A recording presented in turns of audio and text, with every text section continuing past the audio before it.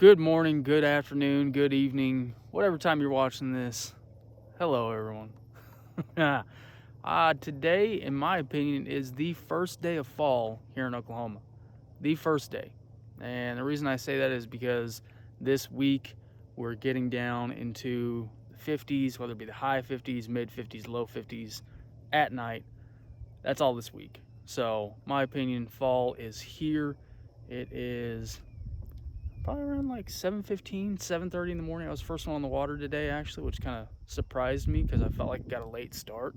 Got a couple other people out here on the water now, and really all I'm trying to do today is figure out a pattern for fall so I can have a plan of attack from now on whenever I go out, especially like I said with nights dropping down. We kind of had a little bit of a streak there where it was getting cooler and then heated right back up, got into like the 70s at night again. Now water temps right now, I'm reading 74. So it did not cool off as much as I would have hoped. I was out here just a few days ago, I think, and water temps were around 76. So down to 74, it's good right now. Today's gonna be sunny, no clouds. Sun is just now coming up over the horizon right there. And I'm hoping that with that sun coming up, it's going to kind of burn off some of this fog and get these fish active a little bit. I'm moving back into this creek channel, and I got the wind coming right at my face. So sorry if you're getting some of that wind noise right now. But either way, neither here nor there, we're going to see if we can figure them out. I'm throwing some top water right now, and I brought a little bit of everything with me today. So what I'm trying to do is scan around, do some fishing, and see if I can pick something up first off to give me any kind of indication of what they're wanting to do and what they're wanting this morning. And yeah, a big part of me says I should have stayed on the main lake, but I'm moving back here, already committed. So let's get after it.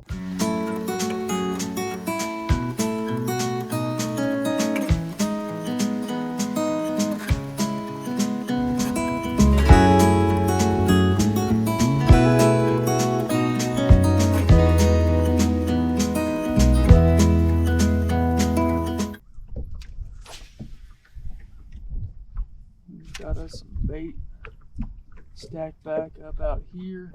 There might be some fish with them too. Hard to tell right now. I'm hearing them, but again with this wind, it's kind of hard to see where they're showing up at.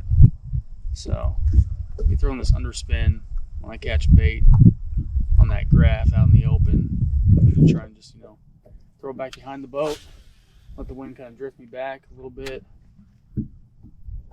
See if we can drag it through any of this bait. I just changed some settings on my graph, so I'm trying to get a hang for that right there. Fish back there. Yeah, I just want to, I don't know, trying to learn it better. Always trying to learn. You guys know me. That's my main gig. Always trying to learn. Always trying to get better.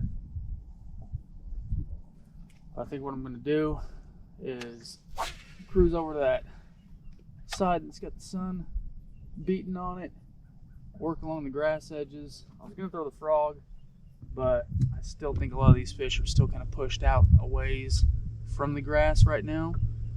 So I'm going to throw a popper. Kind of up shallow.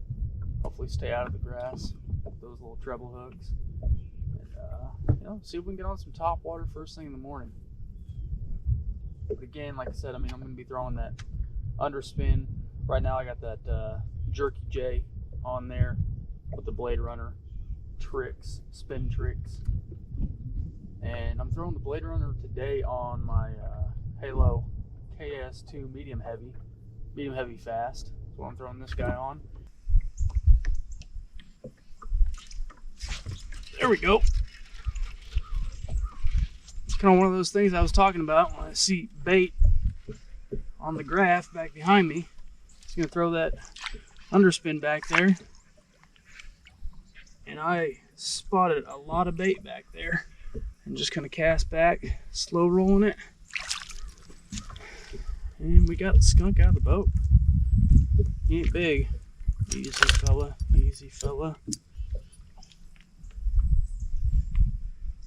Said he ain't big, but that's a freaking fish in the boat. Heck yeah. Thank you, buddy. All right. That's good to know. That's good to know. That topwater bite wasn't really paying off.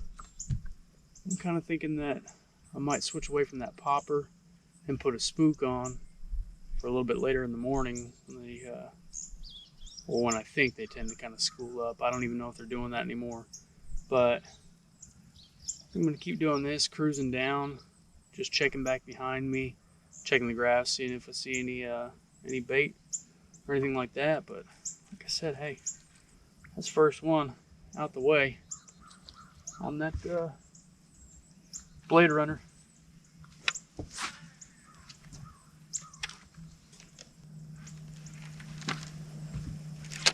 Got him.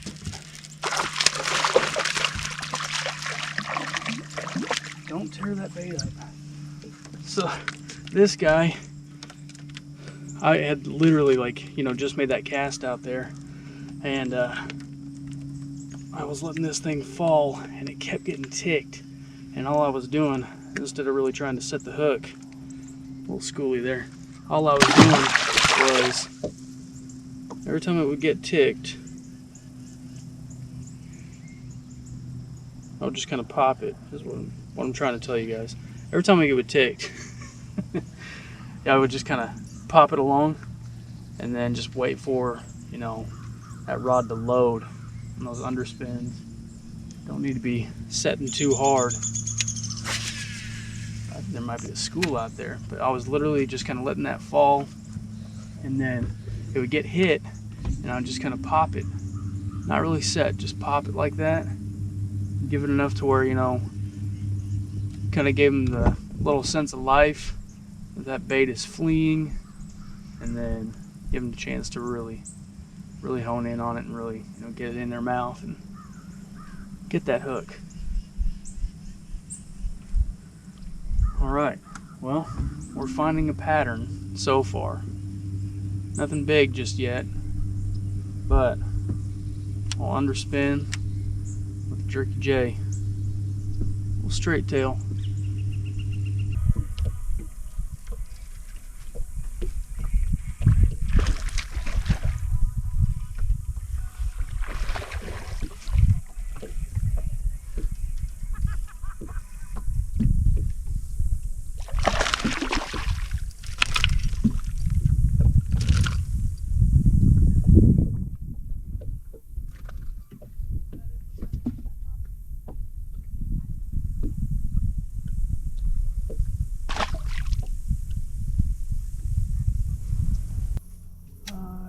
Found the deeper spot now.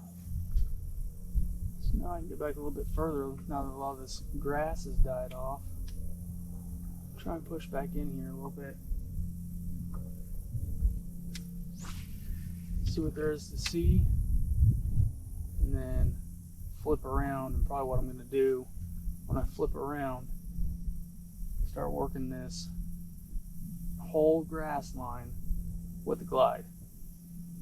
Because I have had some decent success with the glide along these grass lines here. And again, with this wind pushing back here like this, and I've seen them consistently busting on bait along this entire bank line, I think I'm going to do that. Put the conventional stuff down for a little bit, see what can be done.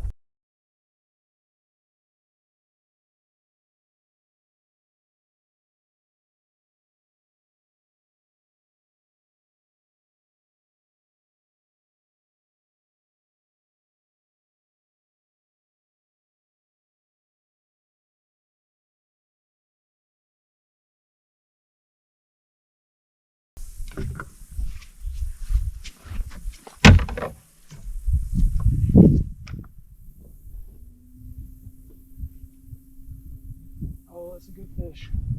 That's a good fish. Oh my, string shake. Please don't shake that.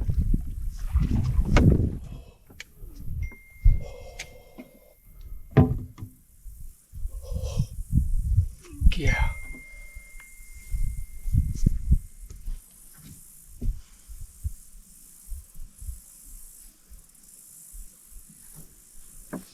Oh my gosh.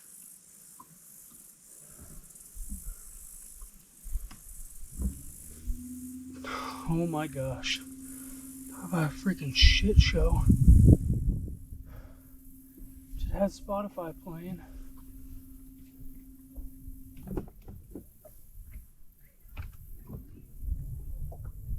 Oh my gosh.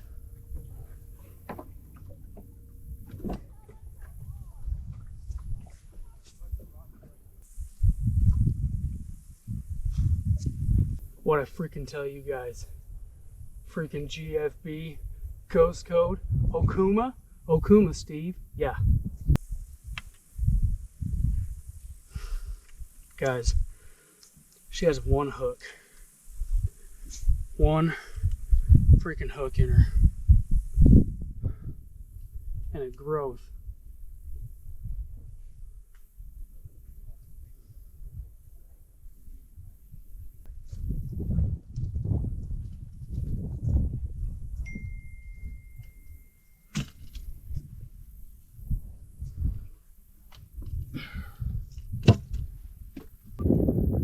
Y'all, I'm shaking right now.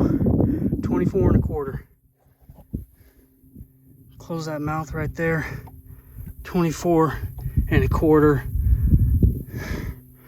She's been caught before. She got a ripped up gill. I'm gonna get a weight on her and get her back. Look at the freaking size of that mouth. Look at that. I don't even care if my scale is off. I'm weighing her. I'm weighing her and we're just gonna go with it. This is a freaking monster. An absolute freaking monster. I have been grinding with that freaking glide bait. Scale says 7 pounds. I hope you guys can see that. It says 7 pounds. 7 on the money. 7 on the money. Let's do it one more time. I got to get her back though. I mean, she's a warrior. She's been through some stuff and I got to get her back. But she is 7 on the money. All right, guys. Here she goes. Go on back now. There you go. There you go. Straight back down. See how clear that water is. Still see her.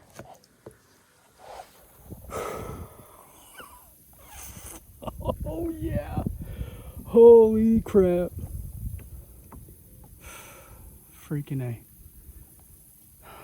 Okay, so I've had some time to think about everything. Awesome day. Incredible.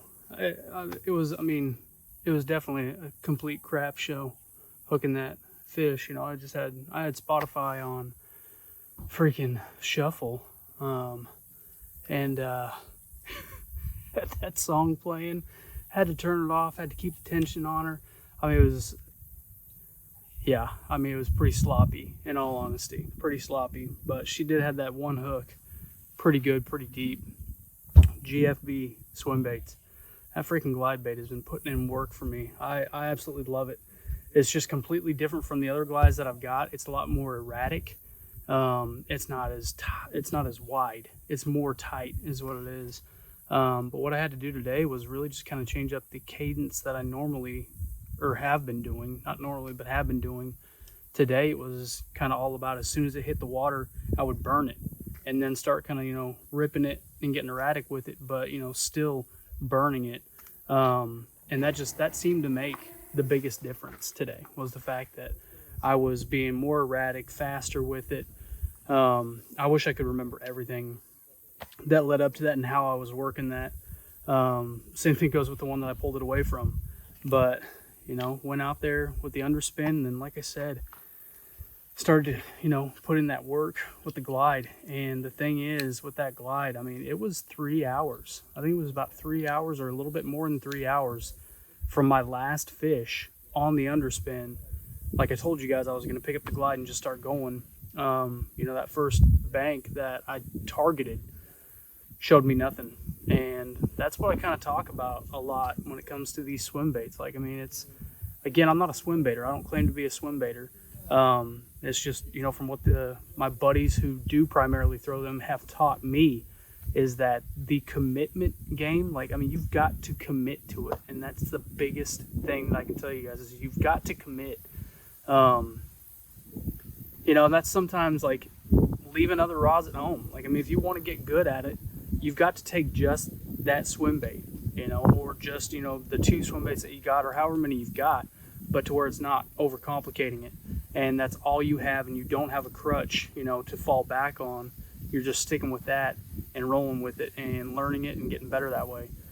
So luckily I've been doing this, for a long enough time now to where this morning, I just wanted to have, a solid day, conventional fishing, and then I wanted to grind again with the big swim, with that big glide. And I told myself this morning that I was going to get a bigger one, and this has by far been my best year at Big Soma. It's insane. I'm loving it. And what I did, I had worked that grass line one way and turned around, hit it again, and I had seen some on my sonar, on my 2D, so I flipped around, couldn't find anything, and then just went right back to casting, So, I mean, my 2D, it comes in handy every now and then, but I mean, it's more so to find structure, to know depth and temperature, and that's it. That's all I use it for. So, insane day. I'm still hyped. So that's it, guys. Thanks for watching. I appreciate every single one of you. I'll see you next time we're on the water.